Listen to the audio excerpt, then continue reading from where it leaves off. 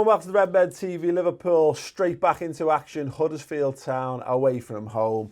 I am joined by Chris Pajak. I'm joined by Ross Chanley. Cannot wait to get stuck into this, boys. Let's start. What was that? Jedi mind trick. What was? You just asked. What? It was a Jedi mind trick. Why did you do a Jedi mind trick? I'm not going to tell everyone. It's really weird. Okay. Ross, the media is looking for a crisis club. They always are. There's a constant search. It's been going on so many times this season. We managed to go through. We went 19 games unbeaten, and it was lovely. And largely because we didn't have to worry about that thing that happens whenever Liverpool lose a game or two. And it's not just us being downbeat. It's everyone jumping on the bandwagon. It's fans of other clubs jumping in and having their say on how things are going at your football club. There's a big chance with this game. Well, 2 defeats on the bounce. Yeah, those have got to be put behind us. Huddersfield on Tuesday. Spurs have got Manchester United to come, and then they've got the month from hell. Liverpool need to shift that pressure, first and foremost off themselves, but there's a big chance here to shift all that pressure over to a Tottenham Hotspur as a good example of it. Yeah, the media are always looking to have someone to pick on. I think they're riding the Coutinho. They're big bullies, aren't they? Yeah, they're riding the Coutinho narrative, aren't they? They've replaced him, sold him, we've got all that money sat there. And I don't think Klopp or anyone else will be paying attention to that, and so they shouldn't. I thought the same thing about West Brom after losing to Swansea, put it right, whatever. But I think it was a massive wake-up call, not just in terms of for the players, but even tactically. You can't just assume everyone's a low block side, and I think that's what West Brom caught us on the back foot. Yeah. And I think Pardew came out afterwards and said, we play with no fear. Other teams around them are going to take something from that, like Huddersfield, and just go, well, West Brom can have a go. Why can't we? But Swansea done them. It's confidence for all of them.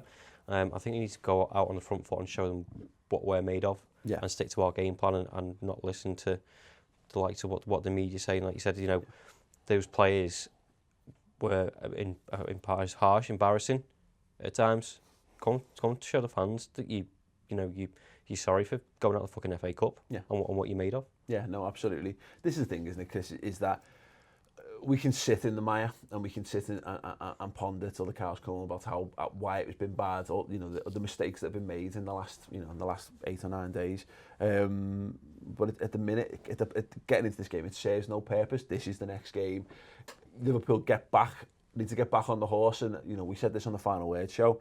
If we're capable of recreating a similar kind of run that we had earlier on in the season, Liverpool are on course for a very, very good end to this season. It's hard to see that when things aren't looking great, but as Ross says there rightly, we've got a manager who doesn't give a fuck about the press, doesn't give a fuck about the media, and he's the perfect motivator in these kind of situations. He'll be looking to get the best out of this team and put last week behind him. Yeah, I don't think Liverpool have failed to score in 2 Premier League fixtures on the bounce since Klopp came in. Yeah. We've not lost 2 back-to-back Premier League fixtures, certainly, since Klopp came in. So that kind of proves your point about him being a good motivator and being able to get the team back up. Disappointing result. Obviously, everybody wanted to see a trophy lifted, for Liverpool this season. It's not going to be the FA Cup anyway. It's definitely not going to be the FA Cup. Got to go out there and we've got to beat Huddersfield. They're a team that struggled to score so far this season. I think they've only scored 19 goals in the Premier League. To put that into context, Salah scored 18 in the Premier League himself. Yeah. So this is a side that we should be going out there and slaying, quite honestly. Go there, go to Huddersfield. It's another night game which Klopp will be happy about because it doesn't mess around with your training and stuff. He was talking about that in the press conference on Friday, is that back-to-back night games is better for him because he can keep the training at the same time through the evening and stuff, so that will be good. And plus he likes his lunch at 12 o'clock. You know what, he likes football under the lights, he likes his lunch at 12. He gets hungry at 12, it's not a good time for football, he said. Liverpool just need to go out there and prove to everybody they're a good side again and remind people, because they're not a shit side. Mm-hmm. We're not a shit squad. We're in a sticky patch. It's 2 games. Yeah, absolutely. I think it's worth noting, and some people will take this as a note of fear and caution, but Huddersfield 14th in the league, which makes them look like they're in a more comfortable position than they are. 2 points above the drop zone at the moment. Second worst goal difference in the Premier League. Haven't won in the league since Watford in mid-December, and they've only scored 3 goals in the 6 games since then. So Doesn't mean anything anymore. Feeling dot. We're coming off 2 losses to the teams who are both below them in the table, unfortunately. Yeah. So, but look, if we're able to draw a line under the last 2 games and look forward, Ross, this should be the game. Same way Swansea was. We weren't the best team in the league when we went 19 unbeaten, and we're not the worst team in the league when we lost 2 on the bounce. That's a great point. Yeah, I think it's a great point. And the point is, Ross, is what Liverpool need to do is, and people need to remember, is that during that spell of when Liverpool were as good as they've been in recent years, we were beating teams that we were supposed to beat, that we've historically had trouble with, etc. We just need to get back to that. This team needs to get back to doing what it does best. There's just no sense. I keep saying this. There's just no point worrying about the Coutinho stuff, and there's no point worrying about transfers. That's at this point, something's going to happen or it's not. And if it doesn't happen, this is the squad of players, and it's the decision that's been made by the manager. And that's, that whether that people will think that's him giving himself enough a length of rope with which to hang himself, whatever, that's his prerogative. He's the guy who's in charge. We can't make those decisions for him. He's got a fantastic track record in the transfer market since he's come in. He's bought. You should use it more then. Well, yeah, exactly. But but the point is, as we say, is that he knows when to buy, he knows when not to buy, and ultimately he knows a lot more about footy than we do. And it's our job as fans is to let our fears and concerns go to some extent, and just try our best to to support. If we go on the game, to support the players in the ground. If we're at home, try not to be total minge bags. And try to find enjoyment from the footy. Yeah, I think people quickly forgot we beat Man City without Coutinho, and then the same people are going, oh, we don't fucking need him, or the ones are going, oh, we need him now. No, you beat the best team in the league and one of the best teams in Europe without him, regardless. So losing to West Brom and Swansea, to me, says it was tactical rather than anything, and probably a mentality thing of, the Reds went on. Well, listen, if we put out, this thing is, we could have put out, in both of those games, we could have put a heavily rotated side out, and you'd have said that there's enough quality there to beat them, and that's why I take heart from it. Maybe other people would see it the other way, but it says to me, and those players are more than capable of winning those football matches. The Everton game as well was the same. They put a good enough squad out to go and beat them, and it never happened. Yeah, and that's the thing for me, is that these are the guys. You've got Salah, Firmino and Mane available to you, hopefully. Those guys are capable of scoring against absolutely anyone. They're capable of scoring multiple goals against good teams and shit teams they like. So stands to reason that whereas we don't know, Chris, we don't know and we can't know. Because that's what possibility and probability and life is all about. There's every chance that Liverpool could never win a game of football again, and then we'd all have to cry all the time. You'd bank these players and this manager to get it right. Absolutely. It goes back to, I kind of alluded to it before, is about us being the best and the worst team in the league. We're not a team that can't beat teams below us. We beat Swansea 5-0. We lost to Swansea. Yet we draw conclusions from the defeat of we can't beat teams below us. Yeah. We didn't draw conclusions from beating them. Yeah. So I just don't understand sometimes. I'm frustrated at the moment. I want Liverpool to go out and sign someone. I want to see investment in the squad, because I, as a fan, am not willing to write off an entire season because of what I deem a mistake by Jurgen Klopp. Yeah. But equally, what you've said is totally right. It's not my fucking decision. And it's also... it's hyperbole. It is. There's no guarantee that we've written a season off by not replacing Coutinho. You're exactly right. That's my opinion. Yeah. That's the good feeling. Until we see it vindicated one way or the other. Yeah. I'm sitting here thinking to myself, we need a signing because I think we need one more forward player, and I think we need a goalkeeper. I think we've needed a goalkeeper for 5 fucking years, by the way. Yeah. And I can see the deficiencies in this squad, but Jurgen Klopp knows this squad better than me. Jurgen Klopp knows the transfer market, who's available, who's not available, who will fit in, what type of mentality these players have. For me to just sit here and go, I've said for nearly a year now, I want to see Aubameyang. It galls me and it pains me to see Aubameyang about to enter this league. But if he's not right for Liverpool, it doesn't fucking matter if he's in this league for Arsenal. Yeah, it's about him fitting in at Liverpool, which is the main thing. Here's the point. Aubameyang is a better player than Daniel Sturridge. Absolutely. And he's fit and he can play games of football, which helps tremendously, by the way. But Daniel Sturridge, we've got a guy there who is the perfect case in point, is that Daniel Sturridge is capable of scoring goals at Premier League level, at a high level, he's capable of scoring them at European level. We are prepared, to not play him because he doesn't suit what we do. So what's the point in spending £70 million on a player that Klopp doesn't think suits what we're going to do? And doesn't like, by all accounts, and doesn't want, and that's where we are. We can debate this till the cows come home, and again, if it means that Liverpool cock it up, there'll be quite big questions to ask at the end of the season. But that's the point we're making, is that this is the manager's decision. This is him. We would be, if any one of us was in that job, and any job, if you're in any job and you are dictated to, and told that you have to do X, Y, and Z, and you're not given the freedom to do it the way you want to do it, then you'll naturally get wound up and frustrated with it. And that's why, again, Jurgen Klopp, he's just not arsed. He's nowhere near as arsed about it as we are, because, again, it boils down to it. He likes the lads he's working with. He's got a very stringent policy. It's interesting. I mentioned it a lot recently because I'm reading it, but Ralph Honigstein's book, they talk about his recruitment policy at Mainz, and how effectively he'd get a player in and he'd sit down with them for 5 or 6 hours and he'd talk about their philosophy of football, and he'd get them in, and the guy who was the owner or director of football, whatever, the guy responsible with them for transfers, would then go and have a talk with them themselves. And he said there was a number of phrases that would be used, and if that player uttered any one of them, they'd be out the window. They wouldn't be looking for them. And there were phrases like, they asked him about, do you like training? And he said, I'm not big in training, but I turn on at the weekends, not interested. Do you like, and there was like 3 or 4 of them.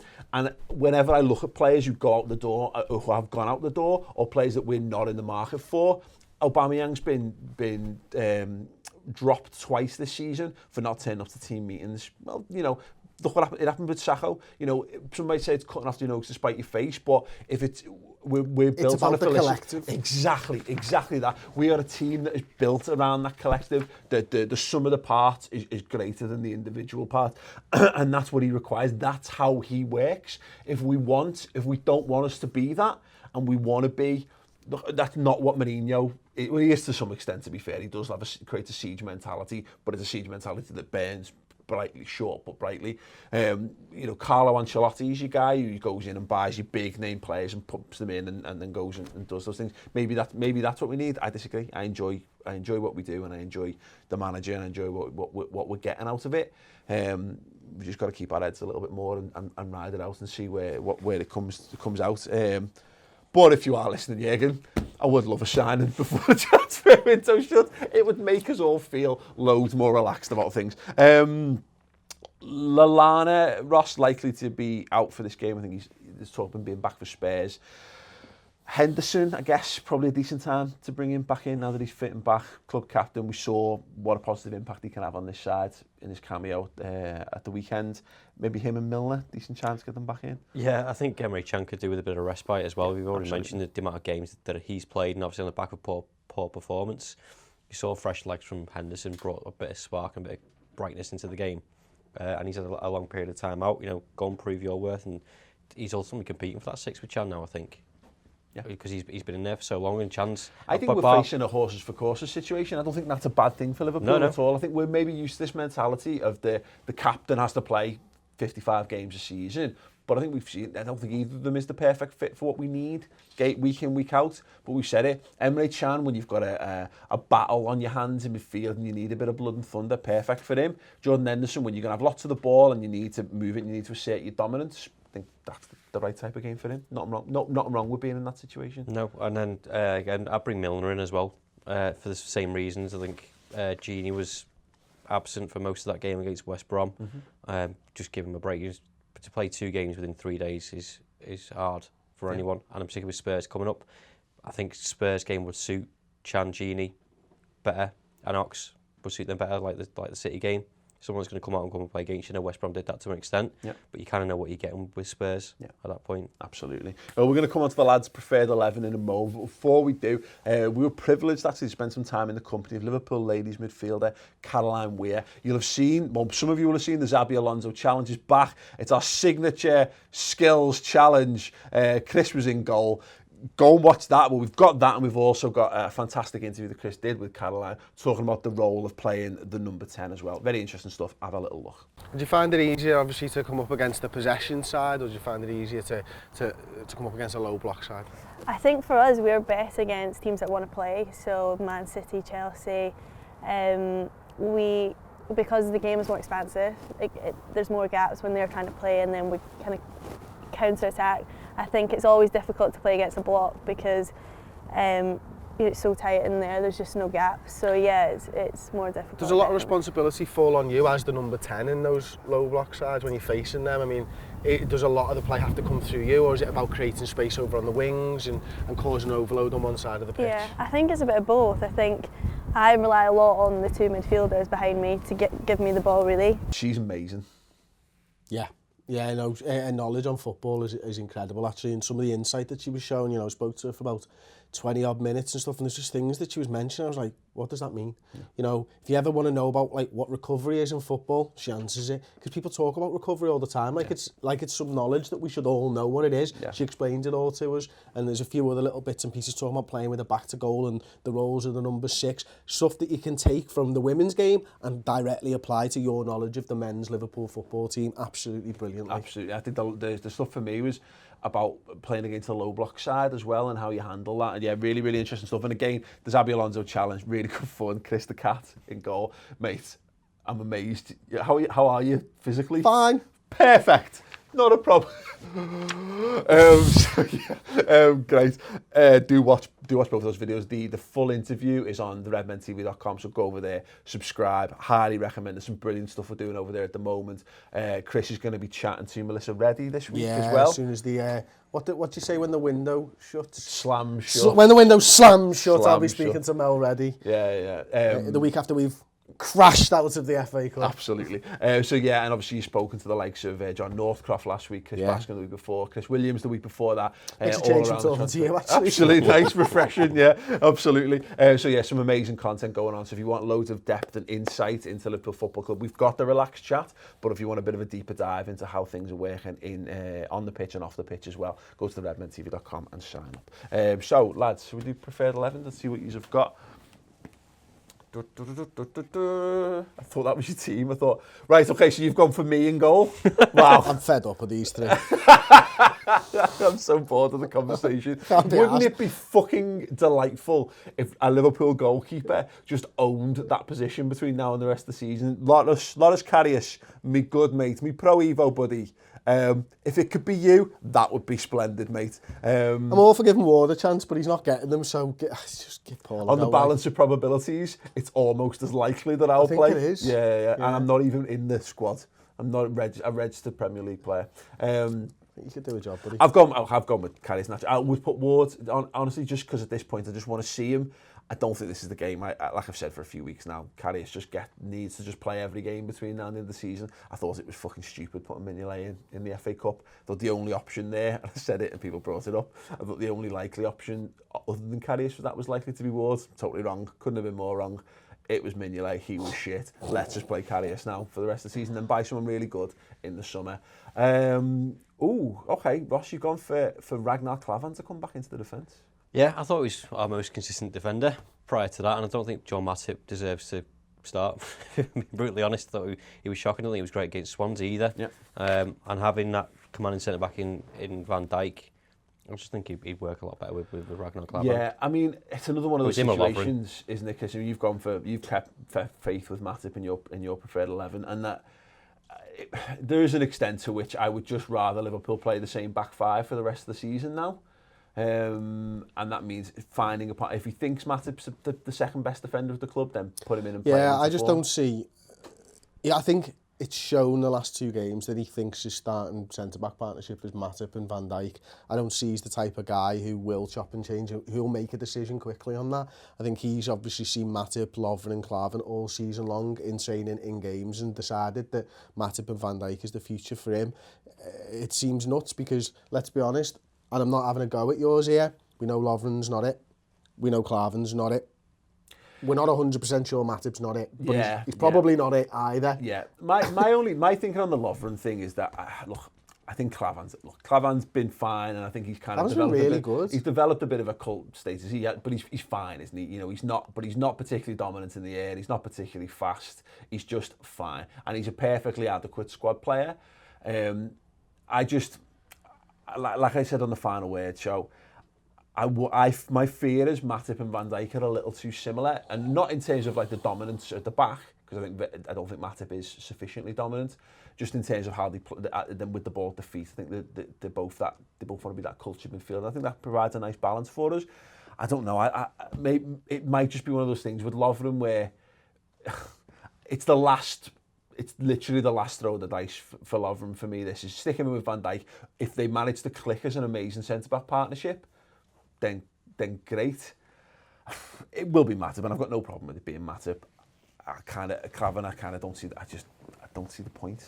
Nothing, not wrong with your logic behind it, Ross, at all. I think we've all gone Jordan Henderson in there. I think that makes perfect sense. Now, interesting one. Mm-hmm. You've gone for Bobby Firmino in the 10. Yeah. I just think we all know his touch is ridiculous. His turn, he can pick out a pass. And going back to what he said in the final word about Danny Ings getting some more game time, I think he needs to start a game ultimately and just give him that chance. If he doesn't get a goal, fair enough. But I said before, you can't give someone 20 minutes and expect them to do something. Mm-hmm. I think Salah and Mane, they've not struggled, but they've not been on the prolific form that they've been on. Got Bobby there, feeding them the balls, let them go forward, and then just let these two do all the defensive work and just win the ball back. Give it to Firmino to go and push on. I think I've got Milner in the team because I think we need to do what Milner does best, and we did best for Man City. Is if Huddersfield decide to keep it tight at the back, he's very good at creating overloads in the full-back positions. He just knows instinctively what to do, and I think he's very good at supporting that. So I wouldn't like to see him anchor in the midfield. I'd like to see him further forward if he was there. Again, I just think the front three, if they're fit and available to play, they play every game now between now and the end of the season, don't they? And you put your best foot forward. I've got no problem with Ings getting game time if we'd managed to get a result out of one of the other two games. I think that's it for me. I was toying with the idea of Ings as well, but it's about getting this side back into confidence, and the only way you do that is by having Salah, Firmino and Mane back on the pitch together. Yeah, I absolutely agreed in that. And I've gone for Oxlade just because I think we're a little shy in terms of talent who can play in those positions at the moment, unless he suddenly drops over Yajaria in after his goal for the under-23s, which is not going to happen, by the way. So no, the only other thing that I think we might see, because we've kind of forgotten about this as an option, is we might see us change back to 4-4-2. We had a little bit of the 4-2-4 or whatever you want to call it, or the 4-1, whatever the fuck it was called. The one we used at a number of away games around like West Ham and stuff. You could see Oxlade-Chamberlain playing for the right, Mane from the left, Henderson, Milner partnered in midfield in that regard, and then Salah, Firmino up front. But the personnel is still largely the same. It gives us the option to shift it round if we want to. Rival fixtures then, just a quick look around. Swansea, Arsenal. What would be the most annoying thing that could possibly happen in this? Aubameyang scores the goal that wins them that game, having had us lose there. What would be delicious is if Swansea take the template that they had against us and also get points against Arsenal, but I wouldn't bank on it. Moving into the Wednesday games, then Chelsea have got Bournemouth. You'd say that's Chelsea all day long. I put Man City in stupidly. Man City, West Brom, who cares? Spurs, Man United. And this is what I'm talking about, Chris, is that one of our rivals is going to drop points here, and for top four security, feels like we're on the defensive again, and we want Man United to get. I don't something. want. It's a draw. A draw to be lovely in that one, just to cut each other's throats. I know, but you get that winner. You get that win in Swansea, and I'm totally confident with Tottenham, and I want Tottenham to beat Manchester United. But it's mad that one result can do that to you, because Tottenham are only 2 points behind us now, and you've got to look over your shoulder, unfortunately. And I want to be just focusing ahead of us. It would be nice to, I think. Yeah, you're right. I would like to have that confidence and the ambition in that regard, because I think we should have said it. If we put in a good run between now and the end of the season, I think second is still very much there for the taking.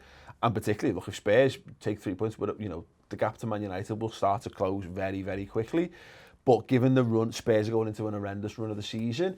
They could be totally out of the running for top four a month from now, and I would like that. I would like that for me, not for Liverpool's ambitions, just so I can breathe. I can go into March far more relaxed about everything around Liverpool, and I can start to enjoy the season, because this season it's been such a struggle to enjoy it, because look, there's 6 very good teams there fighting out for 4 places, and that's maybe the future of Premier League football for the foreseeable future. It would be nice, like it'd be the equivalent of going 2 goals clear with 10 minutes to go in a match. Normally, you can go. 5 for us. Okay, sound, yeah. So I don't know where I stand. Let us know your thoughts on that. Where do you stand? What result would you like to see from the Tottenham Man United? You know, predicated around us, of course, picking the points up first, of course, but let us know that in the comments below. And your preferred 11s as well. And your score predictions, which I'm now going to get off the lads. Ross? 1-0. Sure.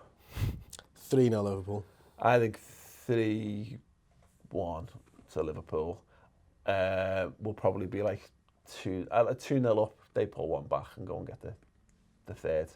Subs everywhere. Fucking hell, Simon. Was that on that camera? Yeah. Amazing.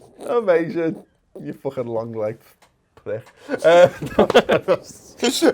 Anyway, drop a like on this video for Simon's long legs. Give us your score predictions in the comments below. Gents, thank you very much. It's been an absolute pleasure. Feeling loads more upbeat and fired up for this game than I thought I was going to be coming off the back of the Final Word show. But don't forget, if you want more in-depth, detailed analysis, chat, everything, us having a laugh, giving you the digital cuddles you need in the low times, and picking the bones of the games to find out, particularly with the stats and tactics that Chris is covering, go to the redmentv.com. There's never been a better time to subscribe. So if you want to support the Redmen TV, become a Redmen TV supporter. Go over to the website and get some boss content as well. Free for a month. Yeah? Try it out. If you like it, keep it. It's £5 a month thereafter. Gents, love yous. Let's get off. Let's go and enjoy our day, and let's hopefully go and watch Liverpool pump Huddersfield Town. Can't wait. Ta-ra.